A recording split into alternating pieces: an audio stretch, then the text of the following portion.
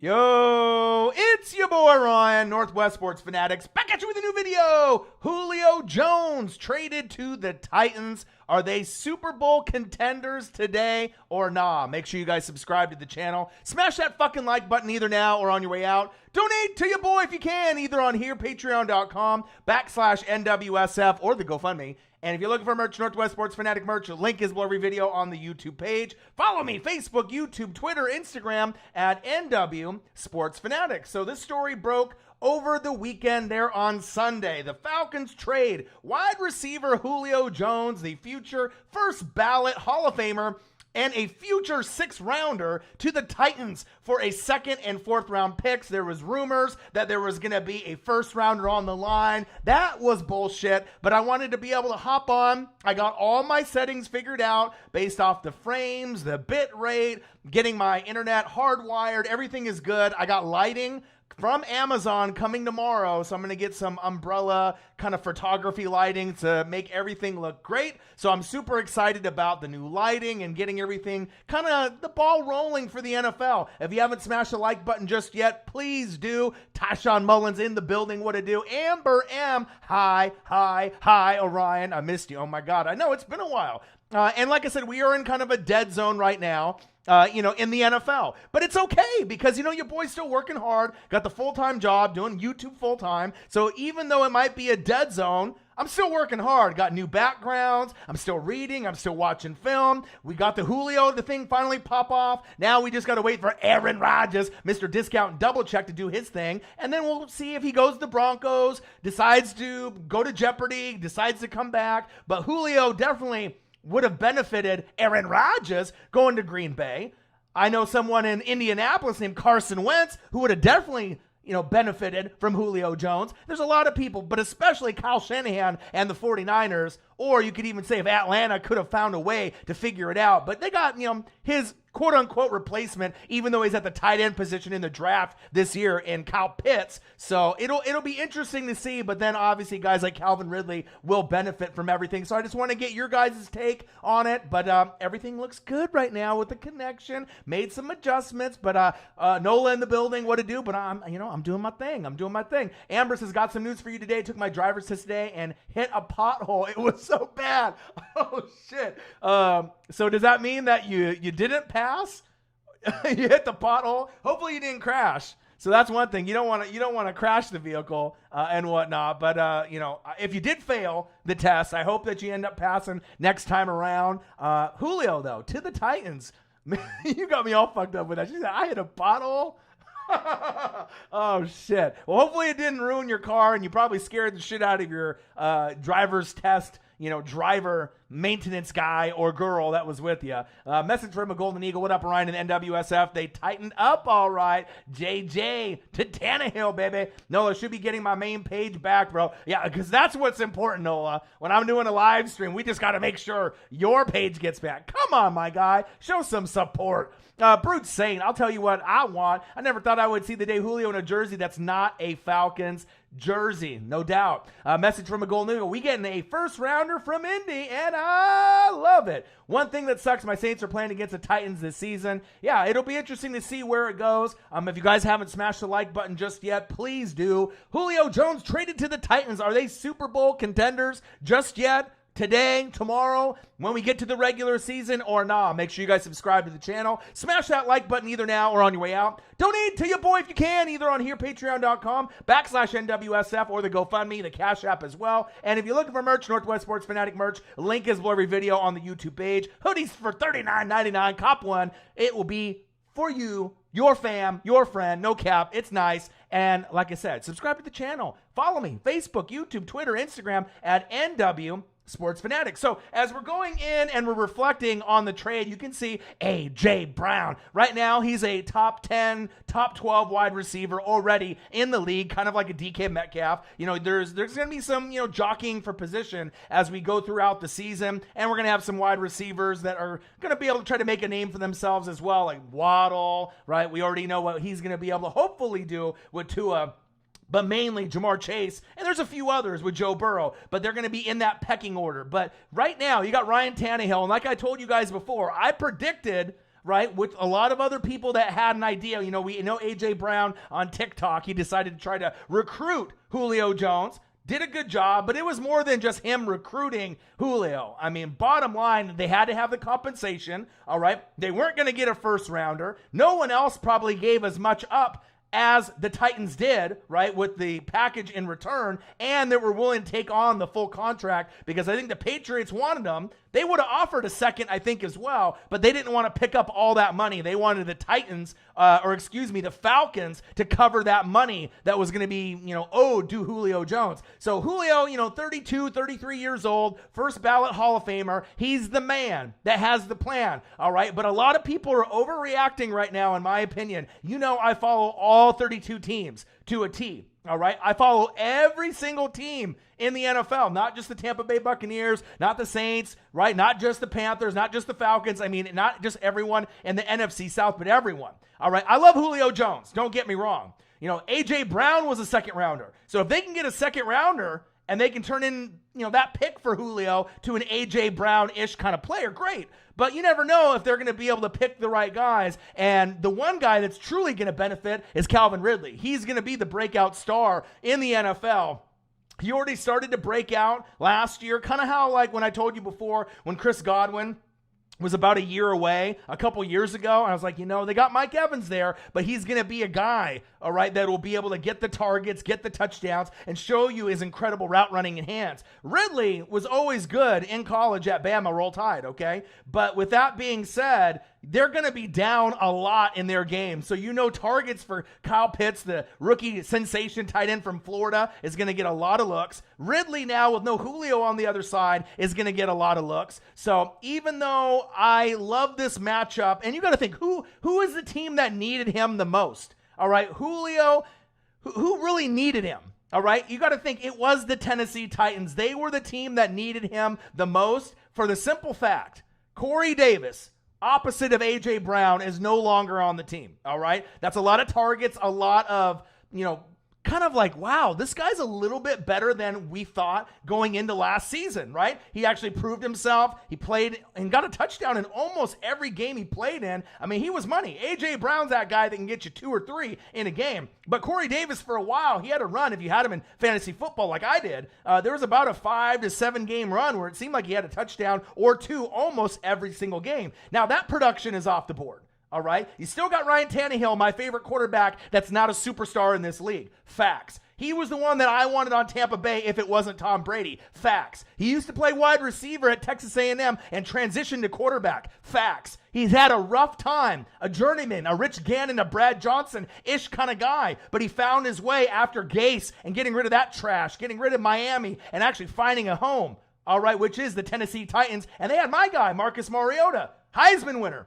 All right, and he couldn't get it done. All right, so it shows you sometimes if you keep with it and you can persevere in the right situation. You got King Henry, arguably the best running back in the game today. That's not named Alvin Kamara, AK-41 from the New Orleans Saints. All right, those are the 2 best. Yes, there's going to be people that are arguing, well, what about Saquon? What about Run CMC? What about Dalvin Cook? What about Josh Jacobs? What about Jonathan Taylor? Those guys are all great. And Najee Harris coming in this year. Those guys are all great. 2 guys are coming off an injury, Run CMC, as well as Saquon Barkley. Zeke, kind of had the fumbling problem. I'm not sure if he's ever going to be considered top 5 ever again. I think he'll be considered top 10, but he fumbles a lot, so we're going to have to see where it goes. But the main concern that I have is that the Titans are already great on offense. But Jonnu Smith was another guy that got a lot of touchdowns at the tight end position and a lot of looks from Tennessee. He's on the Patriots. Corey Davis to the Jets, Jets, Jets from New York. All right, and then you got Jonnu Smith, a very top 12 underrated tight end in the league on the New England Patriots with Hunter Henry, what was from the Chargers. All right, so now you have 2 holes that you need to make up some ground. So even though Jonnu Smith right left and Corey Davis left, you're pretty much equaling the same kind of or similar production that Julio is going to give you for those 2 players, maybe slightly less because we probably think that Julio will get banged up at least a little bit throughout the season. It does make their offense better. I like the Bud Dupree move, all right, and bringing him in from the Steelers, but there's a lot of holes on that defense. So even though I think they can win the AFC South, all right, we don't even know if Deshaun Watson is playing. Jacksonville, Urban Meyer and Trevor Lawrence, that's going to be kind of Houston Texans are the dumpster fire of the league. They're the worst team in football. They're garbage. If they have Deshaun Watson playing, I would be shocked. He still wants to be traded. He doesn't want to be there. This organization, it kind of makes me cry a little bit and a little sad because they're so dysfunctional. You know, I've been there with my Tampa Bay Buccaneers, and I'm not sure how it's going to get any better until Deshaun Watson moves on. You get another quarterback in there, but then you don't have the right GM or ownership or coordinators or coaches, so they're going to be fucked for a long time. JJ Swat out to the Cardinals, Hopkins to the Cardinals. I mean, every single piece that actually was an asset now is the hell out of there, and they probably are excited that they're not, in the dumpster fire anymore. All right, Jacksonville should win, in my opinion, somewhere probably between 5 and 8 games. Upside, maybe 9 at the most. And if everything goes right for Jacksonville and everything fucking goes wrong for the Titans and the Colts. Colts got the best defense in the AFC South. Some people think, right, they're going to have the best defense in the league. And you could argue that. You got Darius Leonard, you got Kwity Paye, DeForest Buckner. So, you got guys all around in the secondary linebacker and the defensive front, right? So they got a good defense. But they got Carson Wentz, a little unproven. You got Jonathan Taylor, stud, all right? But if you give a grade to Carson Wentz, it's like a C, going in. You're like, okay, I hope he does, B-A shit. But, he didn't look too good. He had an F rating there, in Philly, and then got replaced by Jalen Hurts. So you got Jonathan Taylor. That helps. You got arguably the best offensive line or top 3 offensive line led by Quentin Nelson. That's a plus, right? Defense, excellent. Top 5 in the league, plus, all right? You got good coaching staff, Frank Reich, plus, all right? But the one thing that concerns me about that team compared to Tennessee don't got the defense. Indianapolis don't got no fucking wide receivers and tight ends that I feel comfortable with game in and game out producing. So if Carson Wentz's biggest failure is not necessarily just, staying upright, which he had a hard time doing, getting sacked, 50 sack lunches, yum, yum, yum, yum, yum, by that fucking trash Philly O-line, as the year progressed, they got injured, all right, and they weren't as bad as they looked. But they just kind of gave up for Carson Wentz, started to play a little bit better for Jalen Hurts. But they had, some pieces where they could, when healthy, Eagles' offensive line could be like a top 10, type of offensive line. But when injuries hit, God, it was really tough. So now you go in, Julio Jones going to the Colts could have definitely helped Carson Wentz because T.Y. Hilton's there. All right. But besides T.Y. Hilton and Michael Pittman Jr., and any of the other guys they have rotated at tight end or wide receiver, do we really feel that comfortable that they're going to put up that many points? You can't give it to Jonathan Taylor 40 times a game. Carson's going to have to make big plays on third down, big plays on first down, play action, bootleg. I'm not sure if he's going to be able to do it with the limited talent that they have at wide receiver and tight end. They have good coaching. They got good O-line, good running back, good defense. And usually that's enough if the quarterback is good enough.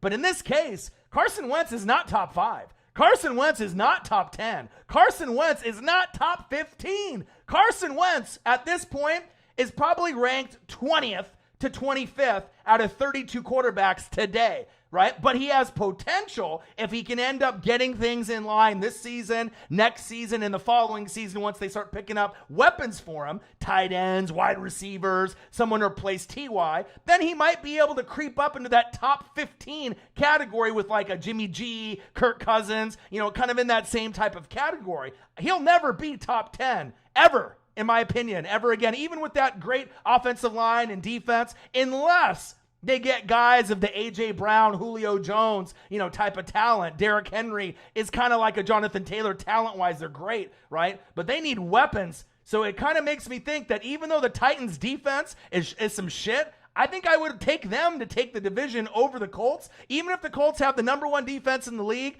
I don't know if the defense is going to be able to score picks and fumbles for touchdowns and get good field goals out of their special teams unit to score enough points to beat people. You're going to have to be able to score a lot of points, and I'm not sure if I can, really have faith in Carson year one with the lack of weapons at wide receiver and tight end, in my personal opinion. So even though they got Bud Dupree and there's a lot of holes on that Tennessee defense, they are going to be able to score points. All right, Ryan Tannehill is a top 10 quarterback in this league. Yeah, I said it. Derrick Henry is arguably the best running back in this league to 99% of the people, besides maybe some Saints fans that love AK-41, or guys that like Dalvin Cook or Run CMC or Saquon. I get it. But in the last 2 years, who's been better than Derrick Henry? Literally nobody besides you could argue AK-41, even though Henry's been winning the crown, for the rushing titles and whatnot. But AK, to me, has been very impressive as well. You could say Dalvin Cook last season also, okay? A.J. Brown is like kind of a DK Metcalf, top 10, top 12 tier talent,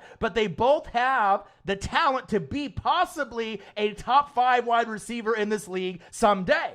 And that is something that you can't say about too many guys. You could say it about DK, but it depends if Russell Wilson stays long-term or not. And also with A.J. Brown, you've got a great quarterback in Ryan Tannehill. A lot of people don't like Ryan Tannehill. I do. I like the Titans. The defense needs to get better, but I think that they can win the division even over the Colts. Now, if the Colts had more weapons for Carson, then I would probably say the Colts are going to win, and the Colts still could win the division. Either way, both teams in the AFC South, Titans and Colts, should get in. Chiefs are going to get in. Browns are going to get in. Ravens have a great chance to get in. You got the Chargers and the Dolphins creeping to get in, all right? But the best teams in the AFC still, to me, Anthony Ramirez in the building, what to do? I'm going to go through these comments here in just a second. But the best teams, even with the Julio trade, all right, Kansas City is much better, all right? The Cleveland Browns have more balance. They are better. And I would still take the Buffalo Bills overall with their squad, with Allen, Diggs, the defense,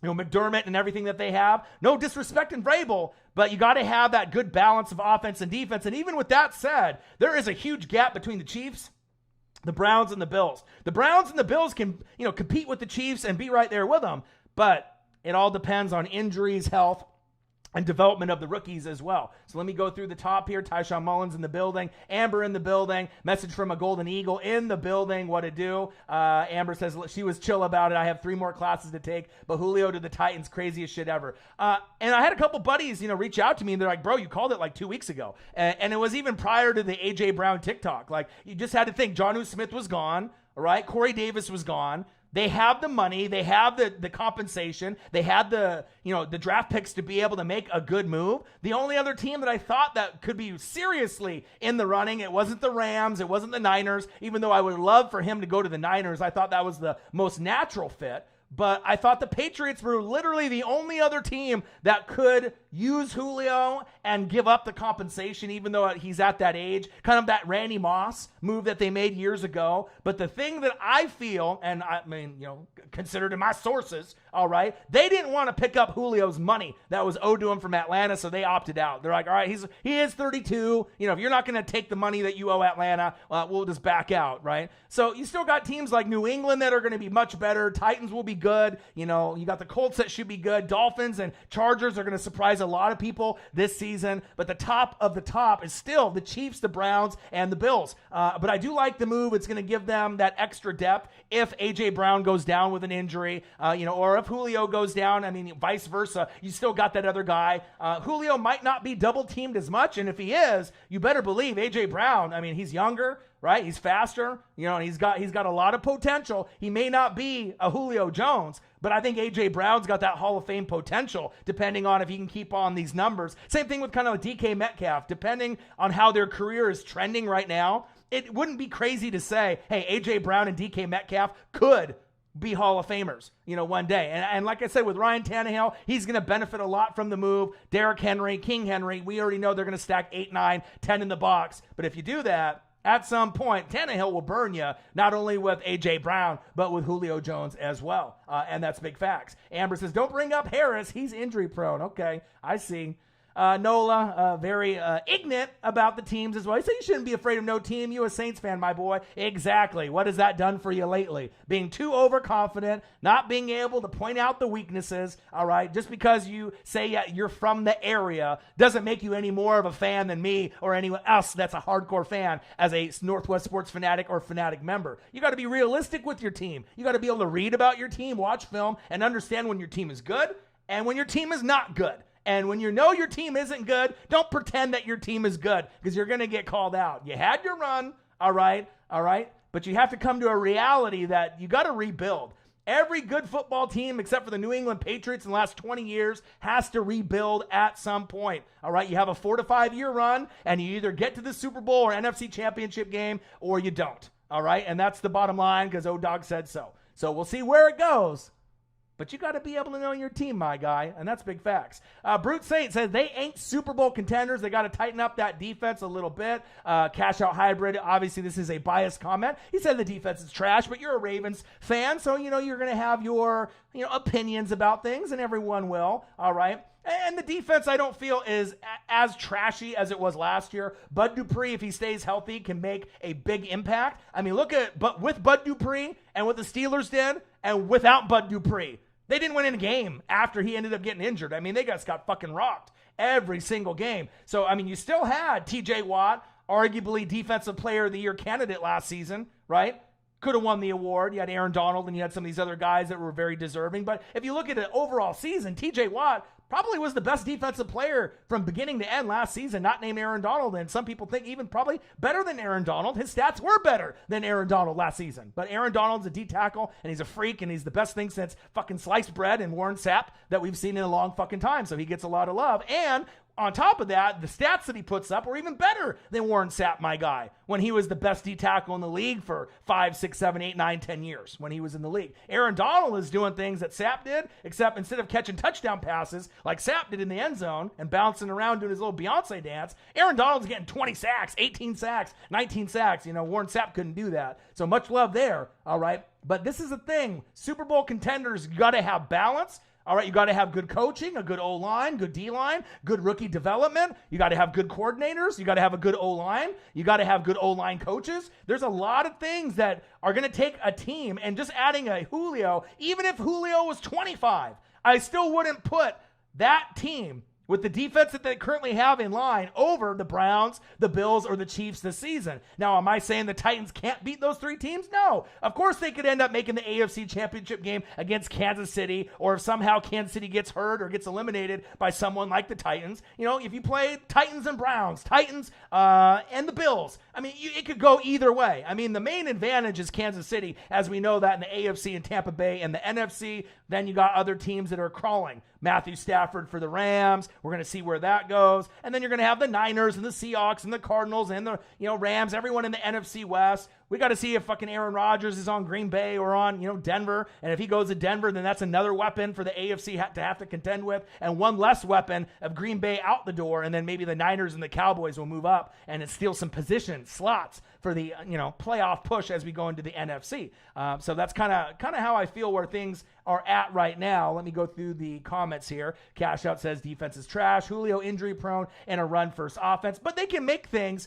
You got to think they can run, but when you got guys that are going to be one-on-one or someone doubled, I mean, the Jonnu Smith thing definitely is still going to hurt. If you had Jonnu Smith still there, then that would be the check down guy. Okay, you want to double Julio, safety over the top, fuck you. You want to double A.J. Brown, fuck you. And then you can dump it down either to Henry or Jonnu Smith, but now Jonnu Smith's not there. So Julio, even though he's injury prone, he'll be motivated. You know what I mean? And that's a nice little squad right there. I can't lie. I mean, Julio, even though he was on the Falcons, yeah, he might be a little bit older, Cash Out Hybrid, but don't give me just a blink of an eye with your fucking Baltimore Ravens. If you were in the running and fucking the Baltimore Ravens, Lamar Jackson to Julio, and you got Bateman and, Hollywood Brown and Mark Andrews, you wouldn't love that? You would be defending him just like the Saints fans are defending fucking Jameis Winston like he's their long-lost brother about to go to jail for 50 years. All right? You would be defending him the same way, just like young Nola thinks that Jameis Winston's going to be a Super Bowl winner, an MVP candidate. He's going to be the future of the franchise. He thinks Jameis Winston's going to go from blind to see everything. All right? Some Saints fans might have that optimism. Some are hoping that they can get to the playoffs at maybe 9 or 10 wins. Maybe they have a bad year. Maybe they win 5 games. All right? But with this squad, you can't tell me with the Ravens, you could say that the Titans defense is trash, but you would still talk shit about Julio and say he's injury prone and a run first offense. But let's be honest. Me as a Tampa Bay Buccaneer fan, if I can get Julio Jones, I'm taking him. All right? It doesn't mean he has to be my number 1 or number 2 or number 3. You don't even have to put a number on it. Just get him out there. He's going to be a matchup nightmare. Even at 32, he's going to make catches that not many, wide receivers at this point can make. And you got Ryan Tannehill throwing to him. He's going to be able to make the grabs. Like I told you before, if Lamar Jackson had Julio, just imagine what kind of plays you're going to get. Probably more spectacular than Ryan Tannehill to Julio, even though we're going to see some of those. So pump the brakes a little bit with all the hate on Julio and hate on players. Because the thing is, you never know when some of these guys are going to be on your team. So if you want to be critical of the rivals and you want to be critical of the other players that aren't on your squad, remember, you never know when a guy might get traded or decides to come to your team. And then what are you going to do? You're going to be a hypocrite?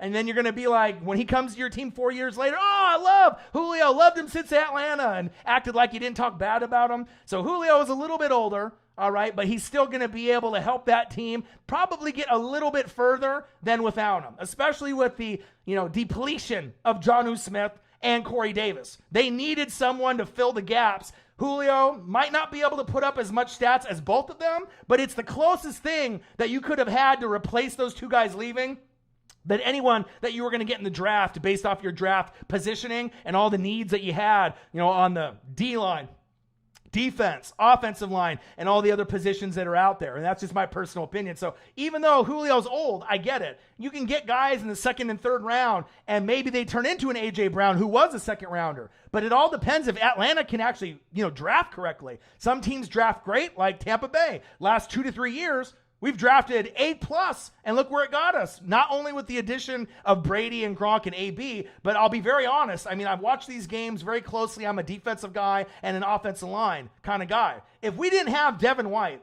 paired up with Levante David's mentoring, all right, Antoine Winfield Jr., right, learning from his dad and bringing those good genes to Tampa and that competitiveness and having those secrets from his dad who played on the Vikings back in the day. And having a guy like Tristan Wirfs, who wasn't even the first offensive lineman picked. There was many guys that went before him. Mekhi Becton is one of them, and a few others. Andrew Thomas from the Giants. He ended up proving that he was the best offensive lineman in that draft from Iowa, right? And it's all about continuity, being able to have the chemistry, the work ethic, and sometimes it's just a fit with the team. But without Tristan Wirfs and Antoine Winfield Jr. and Devin White, there is no Super Bowl run, whether you want to admit it or not. You had Carlton Davis and Sean Murphy-Bunting, Jamel Dean, Williams. You had a lot of these other guys out there. Edwards, you had a lot of guys out there doing big things. But sometimes it's the rookies and the first and the second year guys, not just the Tom Bradys and the Gronks and the ABs that everyone wants to shine the light on. Of course, these guys are the biggest offensive guys and names that we've heard of. When AB was on the Steelers, he was the best wide receiver in the league for 3, 4, 5, 6 years in a row with Julio and D-Hop. All right. And then he had the mental shit and then, came over to Tampa. Third option wide receiver, just like with Scoot, Scotty Miller, and we found a way for him to not only score, but to be an asset for our team and not get in trouble. All right, Gronk, arguably one of the best tight ends ever. All right, you got Tony Gonzalez, you got Shannon Sharp, you got a lot, Kellen Winslow. I mean, you got Antonio Gates. I mean, I can go on and on and on. Jason Witten, even though he was a Cowboy and a lot of y'all don't like him, go look at his stats. They were good. All right, there was a lot of tight ends that, deserve a lot of love. And then you get the guys now, Travis Kelce and first ballot Hall of Famer, George Kittle. If he can get off that injury bug, he could be a first ballot Hall of Famer as well. Now you got guys like Kyle Pitts coming in, Mark Andrews, Darren Waller from the Raiders. All right, there's a lot of guys. All right. But it all depends on where you fit on the roster, and that's all I'm saying. So just be careful when you have bad opinions about certain guys. And like I said, the Titans are good enough to win a first-round playoff game, all right? But having Julio might be able to get him to an AFC championship game, matchup-wise with Henry, Tannehill, Julio, and AJ, if they're rolling. Because you got to think, in my opinion, Ryan Tannehill's a top 10 quarterback in this league. That's my opinion. Go look at his stats, compare him to Mahomes, compare him to, Danger Russ, Aaron Rodgers, Deshaun Watson, Justin Herbert, a lot of these guys, if you want to compare his stats with Kyler Murray, compare the stats, in these last 24 to 27 games, he's right up there in the top 10. I mean, some of the stat lines would put him in the top 5. He's very accurate. Even though he's got the best running back in the game, he can use his legs, and he is a lot more crafty with his legs and up here with the brain than people think. I mean, this guy's a good decision maker, good on third down. And like I said before, he is my favorite non-superstar quarterback in the league. He is who I wanted on Tampa Bay if Tom Brady wasn't going to come. He actually was my number one choice because I didn't think Tom was a real true option. I mean, I think he's very underrated. He's a journeyman, but he's got a lot of heart, and he's benefiting with, Derrick Henry. The offensive line could be a little bit better. You've had some guys stay, some guys go, Taylor Lewan, and, you had Jack Conklin, but he moved to the Browns, and now the Browns are doing big things with him and Jedrick Wills, and the Browns are rolling. Imagine if he was still there. That would have made that offense a little bit better. So you had Taylor Lewan and Jack Conklin, then you lost Jack Conklin. So, the Titans still have issues at O-line. They still have issues at tight end. All right, even though they have Ferkser, he'll be a guy that will get looks. He'll be in fantasy, probably a top, 10 fantasy tight end towards the back end, 8, 9, 10, 11, 12, somewhere in there. He'll get drafted because he's going to get a lot of targets. That's Ryan Tannehill's check down guy. So, of course, I know you're being biased, cash out. Come on now. I got ESP. I already called this fucking trade 2 weeks ago. And remember, in the first round in the fucking NFL draft, I got 13 of the first 15. Who's done that? Even the pros, on ESPN and fucking Fox Sports and these other networks didn't even do that good in the first 15 picks. All right. So, your boy knows when you're being biased, my guy, but you never know. You never know. Titans need Watson or some mobile quarterback. The last missing piece from the Titans Golden Eagle. Incorrect. I think that they can go just as far with Watson than with Tannehill. I mean, Watson's considered a top 5. Everyone's going to say Watson is better. All right? Because we saw what he did at Clemson. We saw what he does on a game-in, game-out basis. If you had him in fantasy, you probably won your fantasy league. I mean, he can dominate. He can win the passing title. He's not going to get the most touchdowns ever, I don't think, with the guys that we still have in the league currently with Rodgers, Russell Wilson, Patrick Mahomes. But he, if he had better weapons, I mean, obviously on a better team, he could do some things. But I don't think that there's that big of a gap. All right, unpopular opinion, but there's not that big of a gap between Watson and Tannehill. Obviously, Watson is more decorated. Watson is more swaggy. Watson's got more drip. Watson's more likable. Watson's put up bigger stat lines. Until you actually look at the stat lines and look at Ryan Tannehill's stats and his moxie, I mean, they didn't just get to an AFC championship game a couple years ago, did they?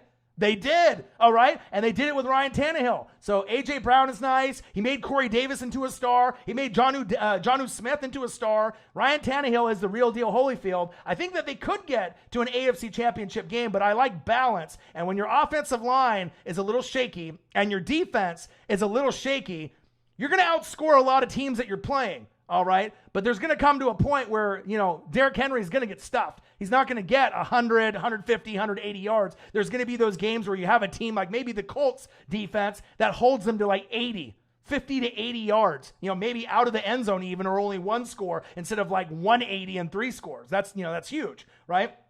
But I just can't put the Titans in the top 3 in the AFC just with Julio. And even if he was a little bit younger, the O-line is an issue, the defense is an issue, and we can't just act like that's not a big deal. It is a big deal. The Colts got an amazing defense, but I'm not really sold on their offense, and I love their offensive line. You could say that's the best offensive line in football with Quentin Nelson. I love Jonathan Taylor, from Wisconsin. Rookie of the year candidate, should have been one of the best running backs that we've seen in a while, like Josh Jacobs was the year before, all right? But Jonathan Taylor and the offensive line alone, with Carson Wentz, I mean, he's not going to get sack lunch 50 times. It'll probably be, 20 or less. If I had to take a bet on it, I would probably say 15 sack lunches or less because that O-line won't try. But I'm just not sure if Carson can extend plays. And who's he throwing to? He can't throw to T.Y. 30 times a game. What, Michael Pittman Jr. is going to turn into a Hall of Famer? I don't think so. So we're going to have to kind of wait and see where it goes. And that's big facts. I ain't going to lie. If Watson is innocent on these charges, I'll sell my soul to see him be a saint. Well, I mean, who wouldn't? Who wouldn't want Deshaun Watson? But it is kind of weird because we always thought he was kind of a class act guy. He doesn't look, and we don't want to profile, people. No one wants to see anyone profile or be racist or say this guy looks like a criminal or this guy looks innocent, type of thing. But let's be honest. When you look at Deshaun Watson and what he did in college, it's very a head scratcher. It's one thing for guys to Plaxico Burress themselves and shoot themselves in the club, or had legal issues, maybe like Ray Lewis did right back in the day. But Deshaun Watson with this sexual thing, with the girls, it just, I don't know. It doesn't really seem like it fit his personality style based on what we saw. Now if it was another quarterback, maybe like a Jameis Winston or a Jamarcus Russell, or maybe some guys that had some issues off the field, then you're going to be like, oh, that maybe is a little bit more believable, but let me hear the facts and let me not, make judgment just based on how maybe he was or how he was in college or if he's matured or not matured. Okay. But Deshaun Watson's not a guy that, you look at him and you're like, oh, yeah, this guy's guilty for sure. But a lot of y'all have kind of already given him this guilty kind of verdict, and he might be guilty. And that's kind of the scary thing because, you don't want any of that on men or women, in this America that we're living in today and across the globe. But I don't know if he's playing. You know what I mean? And then if he does play, he doesn't want to play in Houston, and I don't blame him. So, I mean, you can get him, and you got to monitor him, because obviously if you get him, he's a top 5 quarterback. I mean, Deshaun Watson on the Niners. I mean, you're talking NFC Championship game. Deshaun Watson on the Colts. Deshaun Watson. I mean, you could put him on almost any team, and you're like, okay, you know, you just went from wherever you were up at least 5 spots or more, maybe NFC, AFC Championship game if the roster is already complete, like the San Francisco 49ers. You added Deshaun Watson. That could be a team that could definitely beat Tampa, definitely beat the Rams, or definitely beat, you know, Green Bay with Aaron Rodgers if he was still there. And that's the bottom line, because O-Dog said so, and that's facts. Cash Out Hybrid, he said 28th best quarterback, and King Henry is second to AK-41. Well, everyone's got their opinion. Derrick Henry's stats say that he's the best running back in the league. AK might be my favorite, but Derrick Henry has played better the last 2 seasons, but AK has had his moments, like in that Christmas game, and, you know, he's a better receiver out of the backfield, and that's why he's my favorite, even though I'm a Bucs fan, right? But King Henry's one of those guys, too. He's got that more breakaway ability. AK-41 is a running back between the 20 and the 20s. All right, when you get the ball off the kickoff and you're on the 20 to 40-yard line and you can go down and you can do a halfback dive or you can do a screen pass, you know, you're going to get, you know, little 5 yards here, 8 yards here. You know, you're going to get 12 yards there, right? But King Henry's the guy, when he gets the handoff, he might go 80 and score, and that changes the whole momentum of the game. And I'm not saying AK-41 doesn't have the ability to go 80, but Derrick Henry has proven for quite some time in college and now in the pros that for a big man, he's got that Marshawn Lynch-ish. Let me say that again. He's got that Marshawn Lynch-ish, where he's bigger. He's not a sleeker, smaller running back like an AK-41 or Dalvin Cook, who's slithery and slippery. This motherfucker's got power, but his speed is undeniable. Just like DK Metcalf, you look at their upper bodies and you're thinking, no fucking way some little 4'2" or 4'3" guy, you know, is going to be able to keep up with them, or they're going to break away from those type of corners or safeties. It's like almost unbelievable how fast and athletic DK Metcalf from the Seahawks is, and Derrick Henry. But when you see him take off, I mean, once they hit that first level and go into the linebackers, th're gone. You know what I mean? The only chance you have is to slow him down or jab him, and, you know, hit him with a jab, you know, right at the line. You don't hit him with a jab on the line, you know, you're running behind him, and that's crazy. So Derrick Henry's got that ability. Anthony Ramirez, yo, what to do? Well, Ryan, personally, would you go with Derek Carr or Baker Mayfield? Baker Mayfield, you know, started to get hot in the last, you know, 6 to 8 games. His stat line, when you look at his quarterback, touchdowns to interceptions, everyone has a negative perception of Baker. If you loved his swag that he had, you know, at Oklahoma, you saw that. You know, you saw what he could do with like Mark Andrews, and then you had, you know, Kyler. You know, Oklahoma's had some nice pieces, Jalen Hurts. I mean, you know, you've seen some great quarterbacks come out of there, all right, with Oklahoma and what they've been able to do. But Baker Mayfield, to me, you know, he's only going to be as good as the coaching and the players that are around him. He benefited from a good offensive line that they improved, right? A better head coach with Stefanski than Hugh Jackson or anyone else that they brought in after, all right? But Odell gets hurt, Jarvis gets hurt. You know, you get guys that don't want to be there at the tight end position. Oj, Ojuku. You know, he don't want to be there. You know, a lot of these guys. Njoku. You know who I'm talking about? Njoku. All right? He don't want to be there. So, I mean, you're really benefiting from, you know, players that are athletic, you know what I mean? But he didn't have the offensive line. He didn't have the coaching, right? And he's really going to be reliant on that. And now you're bringing in Jadeveon Clowney. You've had good drafts. You got JOK, you know, in the draft. Jeremiah Owusu-Koramoah. I mean, the defense is lit, and that's why I like the balance. You got Chubb. You got Kareem Hunt, the best duo at running back, even though Latavius Murray, AK-41, and a few other combinations, Madison, Dalvin Cook. There's some good 1-2 punches in this league. I mean, that even I'm not saying what my guys are, but in that little, you know, playoff run, we've seen Rojo and Leonard Fournette kind of do some things. You know what I mean? And they were a little bit better than we thought. You seen Rojo go for 99 yards for a touchdown, one of the longest in Tampa Bay history. And you saw what, you know, playoff Lombardi Lenny did. You know, back in the day when he was with Blake Bortles, he was a top 5 running back. Then he slid down to probably somewhere between 10 and 16. You know what I mean? But at times, he started to play like that top 5 running back that we used to remember in Jacksonville, and it definitely helped me in my playoff push. I would have not won the Super Bowl or NFC Championship game without him, and that's big facts. He was definitely a key instrument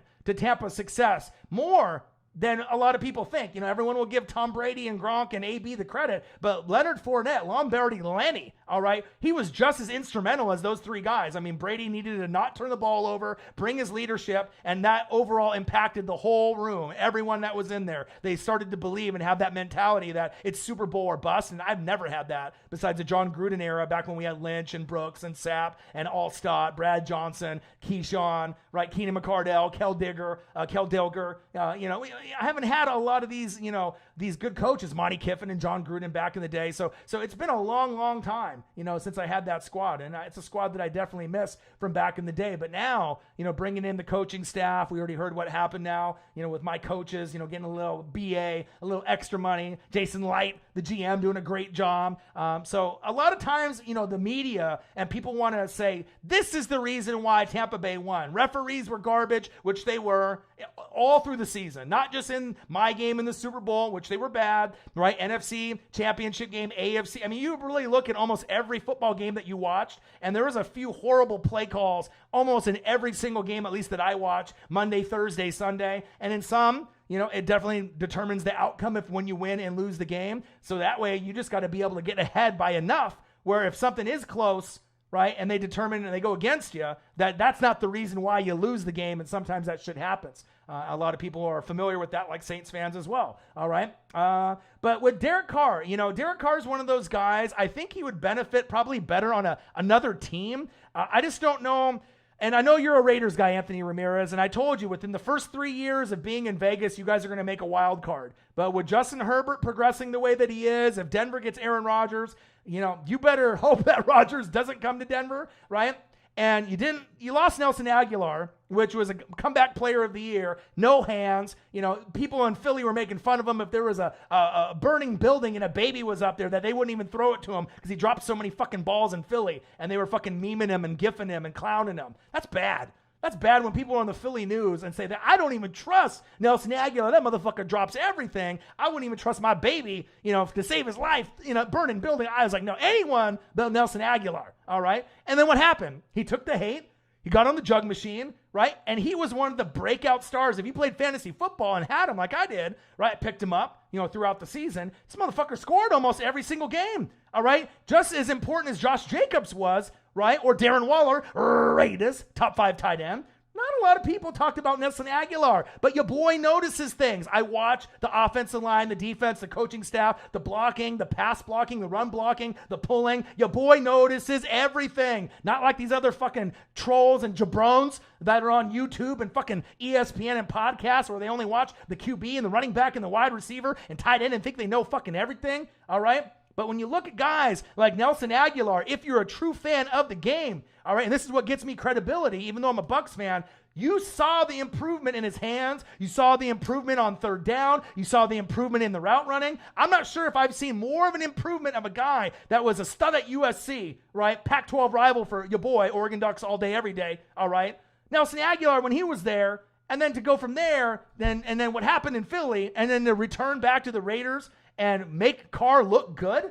All right, Josh Jacobs and obviously Darren Waller are studs as well. Offensive line had issues. Defense had issues. John Gruden, he might have to change his thinking because, the same way that you might have coached with the players that you had when we won the Super Bowl, it's not the same team with the Raiders that they have currently. You got to be able to mix it up. You got to be able to change the play calling. And right now, Anthony, Mayock and Gruden have not done the job just yet. They're not on firing level just yet, but they need to get their shit together, and their draft picks need to pan out. When you're going for guys like Cleveland Farrell over Devin White, just imagine. Devin White was a guy that you didn't need, but if you would have had him on your roster, where do you think you would be? It would have been that Khalil Mack replacement, right? Cleveland Farrell and some of these other guys, Jonathan Abram at safety got banged up, lots of potential. So they haven't really done a great job just yet, but at this point with Carr and Baker, they're not really likable by a lot of NFL circles. Either one. They're kind of like in that Tannehill, Kirk Cousins, Jimmy Garoppolo, where they're like, if they were on your team, you're going to back them and you're going to fucking defend them. But do you really feel like great about them week in and week out? No, you don't. Like some games, Carl and Baker look great. Some games, Jimmy G, Kirk Cousins look great. But then some games, you're just like, fucking A, man. You know, it's like, how the fuck did you go for 1 touchdown and 4 picks and 140 yards? You know what I'm saying? Like you play so bad where you know that they can at least, at the very bare minimum, 2 touchdowns, 2 picks, over 200 yards. You might have lost the game, but at least you were somewhat competitive, not just fucking roasted. But I think I would go probably Carr at this point. Baker Mayfield right now is benefiting based off the best running back combo in the game, a good top 10 offensive line, a good top 10 defense. Right now, probably a top 15 coach in the league, but he'll probably be considered, coach of the year candidate, especially if they make the AFC Championship game or Super Bowl. So they arguably right now have a top 5 coach in the making, especially if you can make Cleveland relevant, just like BA made Tampa relevant. Anytime you're at the bottom and you can move up, just imagine when the Bengals and the Lions are good, and whoever the fuck the coach is, not MCDC for the Lions now, because he won't do it. All right. And then the Bengals, Zach, not Zach Efron, but Zach, he ain't good enough. And we ain't talking about Saved by the Bell, Slater and Zach, but Zach Taylor, he ain't good. You know what I mean? But they don't really got the personnel or the picks, but he's more of a coordinator to me rather than a head coach, right? So I'm not saying Marvin Lewis would have been the guy to keep around either, but they need a Saban kind of coach with some leadership. And just speaking of me turning into Saban, he got that extension. Motherfucker's going to coach till he's 90 years old, get paid millions of dollars, and they get the best players. And it kind of sucks if you're a fan of anyone else besides Alabama, LSU, Ohio State, if you're or USC, maybe if you're one Pac-12 team, there, maybe Oregon, but we're not really good enough to win natties. We can win Rose Bowls, but USC's not even on that natty level either. It's like you got to be Ohio State, Clemson, Alabama, LSU, Georgia, like kind of that. And if you're not one of those teams, and can't even really put Georgia in there, it's pretty much Clemson, Alabama, Ohio State, LSU when they can build their roster up like they did. And if you're not one of those fucking 4 teams, you're fucked. There's no chance for a fucking natty, and that's kind of the downside of it. So if we ended up doing kind of like a bracket like fantasy football or NFL, where, one played 16 or if you had some other option there where you played, something like that, that would be exciting. But I mean, I don't really know if we're ever going to get that opportunity. I'm not sure if we're going to ever get that opportunity to do that or see that, but it is what it is. But that's kind of how I feel right now. I think if Carr was on the Browns, and this might be by popular or unpopular opinion, that's a good question. Because like I said, if you're biased and you're a Raider fan like you are, you're going to say Carr. If you're a Browns fan, you're probably going to say Baker, but that both of you can agree to, is there someone better out there that you would be happier with, Carr or Baker? And the answer is yes. You know what I mean? If you had Aaron Rodgers there or Tannehill there, right? If you had someone else there, Russell Wilson, Patrick Mahomes, think about how many more games you would win with a better quarterback. So it's not like they're one of the worst on the back end, but they're definitely like in the middle where you can get leapfrogged, by certain guys. And there might even be rookies like Trevor Lawrence and Zach Wilson that might be better than these two at this point. But with that being said, I think if Carr was on Cleveland and he could stay healthy, he would win more games than Baker Mayfield. Because I think that Carr doesn't need to depend on the running back factor being so dominant for him to play well. He's kind of a momentum kind of guy. Baker's one of those guys, if you don't see him get a few first downs early or, a positive yardage early, kind of slumps a little bit, but he does get emotional. And when he does good, the swag and the dancing will come out, the drip comes out. But Carr's a little bit more even keel. He's not like his brother David, you see on NFL Network, who couldn't do it. Number 1 pick to the Texans, just cursed. Derek is much, much better. He's a little bit more composed in the pocket. If you remember a couple years ago, he had an MVP run just like Carson Wentz did, right? But he got injured just like Carson Wentz. So I think if Carr stays healthy, Baker stays healthy, I would probably lean on Carr a little bit more. But now Carr doesn't have Nelson Aguilar. You don't have as many weapons. Offensive line is going to be a question mark. Defense question mark. With the draft picks question mark. Leatherwood question mark. You know what I mean? Jacobs should do good. Darren Waller, Raiders. He should be good.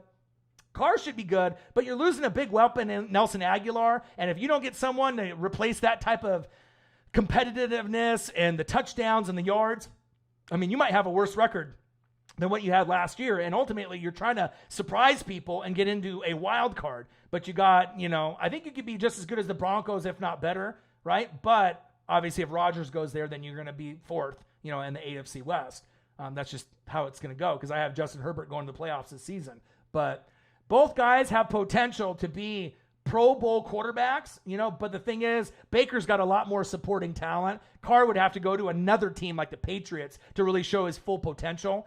Baker can bring out his full potential because you got all the weapons there already. You already got, Chubb, you got Kareem Hunt, you got Odell Beckham coming off the injury, Jarvis Landry, Njoku, great offensive line, defense. You got everything. So, there's no excuses now. Man, go back and look at Baker and Derek Carr's number. If you go look at the season numbers from last season, the touchdowns to interception ratio, both dudes' numbers will impress you. Especially Baker, because you just assume that after the first couple seasons, his numbers were trash, and he literally wasn't that good. So you figure his numbers are closer to 500, like 20 touchdowns, 20 picks, or, something like that. Something kind of like where it's more, 500-ish. It's closer, to maybe being like a 30 touchdown, 8 interception kind of guy. And you go look at Baker and Carr's numbers last season. They both had pretty good football years. Dylan W26, Steelers in the building. What it do? Calvin Griffin, injury prone or not, still top 5 wide receivers. I agree with you as well, my guy. How are you? Just trying to get caught up with everybody here in the room. He said, don't get it twisted. Glad Rocket is out of the division. Roll Tide. I hear you. Cash Out says, yeah, I'm being biased. Facts. People talk so much trash, but people would scream if Julio would went to their team. Facts. You know what I mean? Like, everyone wants to talk shit now, but especially if he went to another team. But if he had an opportunity to come to your team, especially Cash Out Hybrid, your team, who needs wide receivers more than the Ravens? Fucking nobody. They literally are desperate. You had to get fucking Bateman in the draft, and he's probably going to be your best offensive weapon not named Mark Andrews. Because Hollywood Brown, I don't believe in him. Sammy Watkins might be able to be healthy for half a season. You're praying for a whole season. And when he's healthy, he could be a top 20 wide receiver. But that's the thing. Can he be healthy? You probably have more of a likely chance of Sammy Watkins going down than Julio. Julio is more of a freak athlete. He's going to get you more touchdowns. And even if he plays in less games, he has a better chance to get you 2 or 3 in a game instead of just 1. Maybe every 3 to 4 games. Julio can give you more than 1 in a game, and there's not a lot of guys where you feel that, okay, a guy can, do it. And let's not forget, first ballot Hall of Famer, he's got almost every record in the book. He is the consistency factor of what we want the wide receiver position to be. The only knock on him, and I've even given him this criticism as well, is that for a guy that's so dominant and considered by all the D-backs and all the players at wide receiver in past, present, and future in the NFL, they say Julio's the GOAT of this generation. You had Jerry Rice, you had, your guys like T.O., you had your other guys like who? Randy Moss, and then you got guys now like D-Hop and all these other guys that are going to be jockeying for position to be top 5, top 10 all time. Steve Largent was a great one for the Seahawks as well, okay?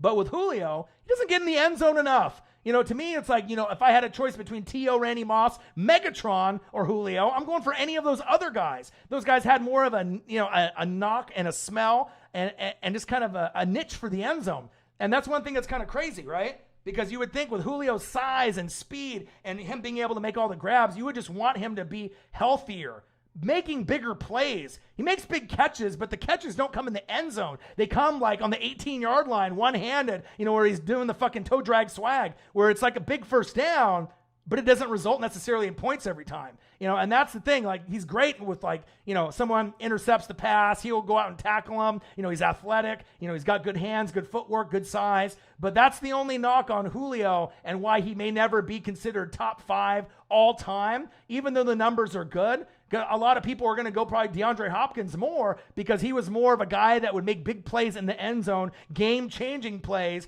and he's had shittier quarterbacks, right? And he's put up just as good numbers as Julio, if not better. Like, if you're talking about 2 guys that are first ballot Hall of Famers, I'm going to probably go D-Hop over Julio because he doesn't have that D-Hop, that fucking T.O., the Randy Moss, the Jerry Rice, the Calvin Megatron Johnson, that niche and that knack to get in the end zone. That's my thing. But I still think Julio can definitely be productive, but it all depends on double teams and where it goes. But A.J. Brown should have more touchdowns than Julio next season if they were smart. He's faster, younger, you know what I mean? Even though you can go in the red zone to Julio, A.J. Brown is going to be the guy that he's the young one. He's the young buck. He's going to be the one that you're going to want to go to the most besides pounding that rock with Derrick Henry. And that's big facts.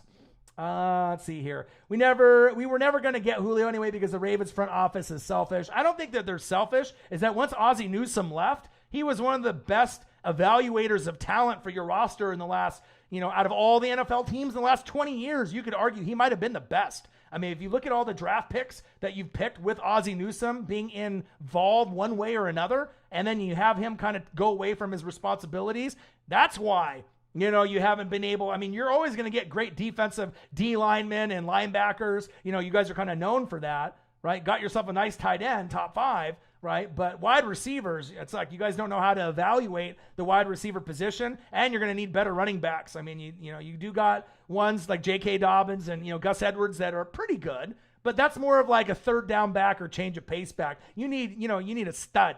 You need your own Derrick Henry over there, so Lamar doesn't have to run around with his head cut off. Action Jackson.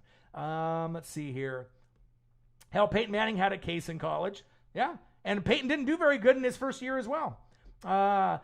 Said, we'll see a Game Central. So, Northwest, you see the Nations League final last night? That was hella crazy. Didn't get to see it, but I watched Pat McAfee's show, and they talk about soccer and wrestling and baseball and football and basketball. They talk about a little bit of everything. So even though I didn't see it, definitely I listened to Pat McAfee today, and I heard him talk about it as well.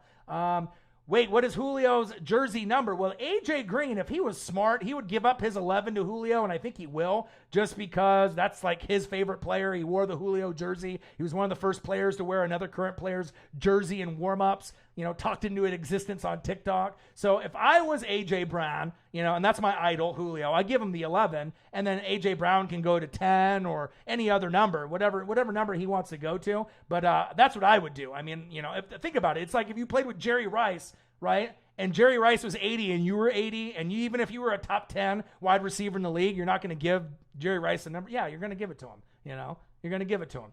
Amber M said, sure, Clowney's only a run stopper, right? If not, then yes, he doesn't help and is injury prone. Clowney's another guy that you could criticize, like Julio and all the others, Richard Sherman, and there's a big list of guys that still haven't got signed just yet, usually because of the injuries, right? But if it can help some of the double teams that Myles Garrett was going to get, so now maybe he'll have single, coverage, that could be the difference between getting, 13 to 15 sacks to 18 to 23 sacks. Just having that other guy that might be a threat. And Jadeveon Clowney's way past his prime like J.J. Watt, but would you be really that surprised on the teams that they're on this season, Cardinals and Browns, that if both of them got to 10 sacks or close to? I wouldn't be that shocked.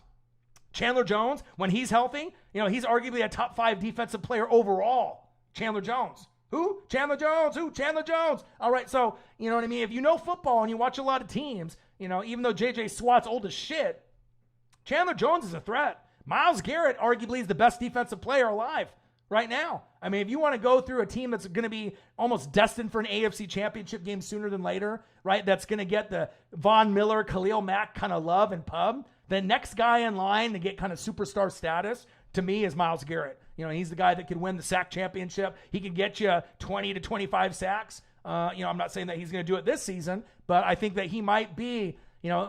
Khalil Mack is great, and you got, Aaron Donald's fantastic as well. Obviously you could argue Aaron Donald is the best defensive player overall. Gilmore's the best corner. You can go through all these different options of players, right? But for Myles Garrett, as impactful as Aaron Donald is from game to game and what he does at the nose tackle, D tackle position, Myles Garrett can get more sack lunches than Aaron Donald, even though Aaron Donald, we've seen him at D tackle get like 20, like 19 and a half, crazy ass numbers. But Myles Garrett will be able to do it more consistently year in and year out as a DN pass rusher. And that's going to cause more fumbles, more strips. And that could be a big difference from them going to, a wild card round, divisional round, NFC, AFC championship game for some of these teams like the Browns and the Super Bowl. So it's really the development there with Myles Garrett. I think that he's going to be a big piece.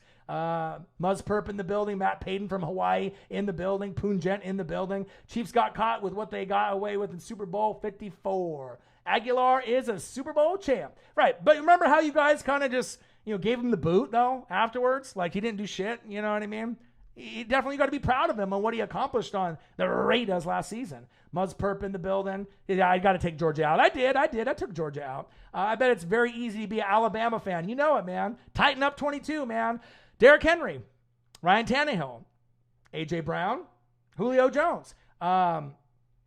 Myles Garrett is nowhere close to Donald. Okay, well, Calvin, you say that now, but when Myles Garrett gets the sack championship and ends up beating Michael Strahan's record, and then he gets 23, you know what I mean? Like, then what are you going to say? I mean, Aaron Donald is overall the best player. We're not debating that. But we're talking about impact game to game. You can't tell me that Aaron Donald makes an impact every game on the stat line, right? Like some games, you don't see him at all. Like, you know what I mean? Like you don't see him get a sack. You don't see him get too many tackles, maybe 5 or less. None of them are impactful, like run stops on the goal line. You know what I mean? But if Myles Garrett gets 2 or 3 sack lunches in a game, guy fumbles, they pick it up for a touchdown, or he's just all over the quarterback in his face. Not that Aaron Donald can't.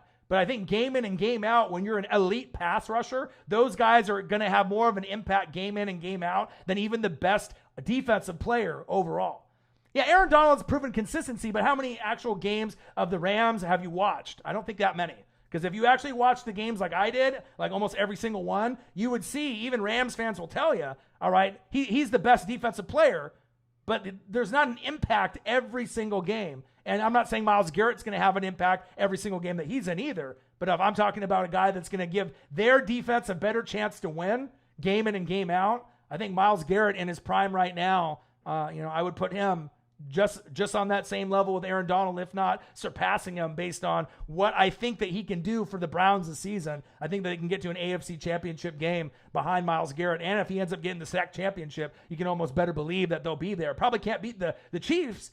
Maybe can't beat the Bills or some of the other teams there. We'll have to wait and see. It all depends on Baker and that defense, but we will see when that comes. Titan up 22. Julio Jones to your Titans. I love it, man. Still don't know if you guys are going to be top 3 overall at this point. You know what I mean? I still think the Chiefs and the Browns and the Bills are better. Defense is a little shaky. Offensive line a little shaky. But you can't be mad at adding Julio. That's fantastic, man. I'm happy for you. And I can't wait to be able to see A.J. Brown, Julio, Derrick Henry, and obviously Ryan Tannehill. But you guys needed him the most, all right, for the one simple reason. Jonnu Smith and Corey Davis are no longer there. If you would have caught the beginning of the stream, you would have heard me say that. And obviously I'm here, and you're one of the Titan fans that hops in the room, and you know that as well. So he's not going to be able to match both guys' production, but at least gives you an opportunity to get someone close where one guy might be able to get close to matching what those two guys did last season going into this year. It should make Derrick Henry's life a little bit easier as well. So I'm excited for that. Oregon will win the BCS National Championship. No, I'm a Duck fan, and you're a Duck fan, Matt Payton, but we have 0%. Come on, man. It's Alabama, Clemson, Ohio State. That's it. If you're not one of those teams, no shot. But I do like Kayvon Thibodeau. He could be the future first pick in the draft of the Houston Texans. He can go very, very high. But we'll have to kind of wait and see. You don't think Myles Garrett gets doubled? Come on, Calvin. You don't watch the games though. You're just making opinions based on what ESPN and what you see in primetime games on Thursday, Sunday, and Monday. You got to watch all the Rams games, my guy.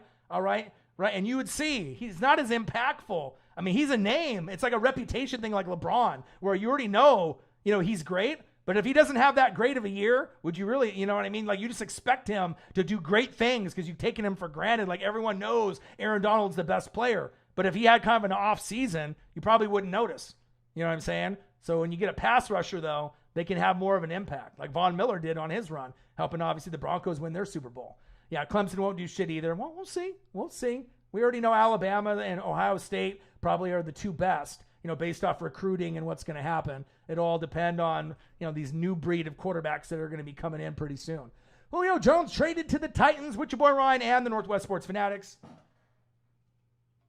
Chain gang in the building. I get my Amazon lighting, my umbrella photography lights tomorrow, so I'll be able to button up any type of lighting issues I have with any of the streams. Got everything settings-wise all set up perfectly. And like I said, appreciate you guys. I love you guys. Make sure you guys subscribe to the channel. Smash that like button either now or on your way out. Donate to your boy if you can, either on here, patreon.com/NWSF or the GoFundMe. And if you're looking for merch, Northwest Sports Fanatic merch, link is below every video on the YouTube page. Follow me, Facebook, YouTube, Twitter, Instagram at NW Sports Fanatics. Said, yeah, Aaron Donald does get doubled more, but the thing is, what happens if the Browns make the Super Bowl this year, or if they make the AFC Championship game? You can see them that they've turned the corner. And now you got Jadeveon Clowney. That's going to help with more one-on-ones. You know what I mean? And it's possible you could have a Cleveland Rams Super Bowl.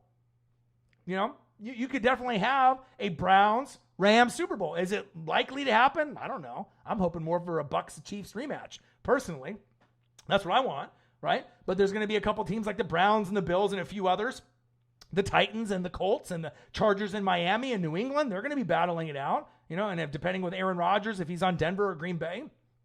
Then you got, Tampa Bay, you got the Rams, you got Green Bay, Seattle, Arizona, San Francisco, Dallas, and then you got to see what Minnesota does if Rodgers leaves, Chicago with Justin Fields, and then we'll see what Philly, Dallas, and Washington and the Giants do with Danny Dimes. I mean, it's going to be a lot up in the air to see what's going to happen. Well, Calvin, you're biased though, bro. Anyone can be biased, you know what I mean? But I call it right down the middle on what I see, bro. You know what I mean? That's what I do. I call it right down the middle on what I see. So I think the Browns, definitely, you got to see a big difference in the team, right, with the offensive line and the coaching. Those were the two big things. I don't really like Odell. I don't really like Jarvis Landry or Njoku. I'm not a big Baker guy either. I like Chubb. I like Kareem Hunt. I like Jack Conklin and Jedrick Wills Jr. from Bama, Roll Tide. I like the offensive line. I like the coaching. I like the defense. And they got JOK too. Jeremiah Owusu-Koramoah from Notre Dame. They got Ward. They got Garrett. They got Clowney, even though he's old. Just like J.J. Watt coming in, even though he's old, doesn't mean that they can't get 5 to 10 sacks and be semi-productive. They're never going to be the Jadeveon Clowney and J.J. Watt from back in the day, for each prospective team coming in for the Browns and the Cardinals. But when you got a guy on the opposite side like Myles Garrett, pairing up with Jadeveon Clowney, or you got a guy like, who? J.J. Watt and Chandler Jones. Who? Chandler Jones. Who? Chandler Jones. Things can happen. The stats could be maybe a little bit better, where that other guy might be getting more doubles, or maybe there'll be more single coverage, or we'll have to see how it goes. So I don't like to count anybody out, too soon. Julio Jones traded to the Titans with your boy Ryan and the Northwest Sports Fanatics. Make sure you guys subscribe to the channel. Smash the fucking like button either now or on your way out. Donate to your boy if you can, either on here, patreon.com/NWSF or the GoFundMe. And if you're looking for merch, Northwest Sports Fanatic merch, link is below every video on the YouTube page. Follow me, Facebook, YouTube, Twitter, Instagram at NW Sports Fanatics. We were talking about you, Nola. You should be canceled.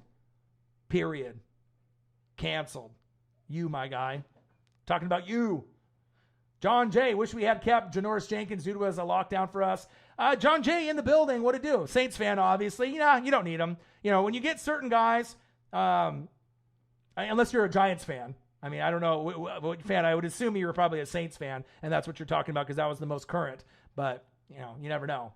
But I would assume based off that statement, that's what you're talking about. But, T-Rex is going to be more of an impact losing him. Sheldon Rankins, maybe not as much. You know what I mean? You still got Cameron Jordan there. You still got Demario Davis, a.k.a. the glue. You still got Lattimore. So, you still got pieces there, and we'll see what the rookies do in this upcoming class as well. But sometimes when guys are a little bit older, it just depends on who you're bringing in and if they can give you something out there. But there's definitely holes on that defense that they got to firm up. Tighten up 22. We'll gladly take them. Hey, the Titans, you lost some pieces. You gained some pieces. Adoree Jackson was kind of a question mark for me. It's every team sometimes has the problem of not being able to keep everyone that they want. Cap was definitely rough, and like I said, with the scheme and the players, I wouldn't put the Titans right now tighten up in the top 3 in the AFC just yet. But as you know, Ryan Tannehill is my favorite quarterback that's not a superstar quarterback in this league. And to be honest, out of all the quarterbacks out there, I kind of like him. Just as much as like with Brady coming in, that was the guy that I wanted to come in. I like his story. He was a wide receiver at A&M, transitioned into quarterback. He's gone through ups, he's gone through downs, and compare his stats in the last 24 to 27 games. He's right there as a top 10 quarterback. He's right there with Mahomes and Russell Wilson and Rodgers and Watson and Kyler Murray. He's right there, believe it or not. And I know you got Derrick Henry there. Right? Best running back in the league, not named AK-41. But you still got to be able to make plays with your legs. You still got to be big on third down. And correct me if I'm wrong, they made an AFC championship game just a few years ago. So it wasn't not, just because of one guy, like maybe Derrick Henry. No, you got to be able to get, your weapons to football. You got to play some defense. You got to have good coaching, right? A.J. Brown, him and DK Metcalf are top 10 wide receivers in the league. If you want to be a hater, you can mark them 11 and 12. And if you want to be like that, they have a chance, both of them, to be top 5 wide receivers in this league. I mean, there's a lot of great talent. Justin Jefferson, another one who could be a top 5 wide receiver in this league sooner than later. But when you got still guys that are in the league like Keenan Allen, you got Mike Evans, you still got Michael Thomas, even though we don't know what Jameis is going to give. And maybe it's the next quarterback after Jameis where Michael Thomas will get back to being Michael Thomas when he had Drew Brees, right? And you got a lot of these other wide receivers like D-Hop, old school vet, a lot of guys have a lot of talent in this league, but the pecking order, Julio's getting older, D-Hop's getting older, a lot of these top guys, except for maybe Devontae Adams, who might be the best wide receiver in the game right now. I mean, if I had to pick one guy right now that's not on my Bucks, not a Mike Evans or a Chris Godwin or AB, I think the one guy that I would want on my team would be Devontae Adams. That's just me personally, but I like the NFL. I follow all the teams,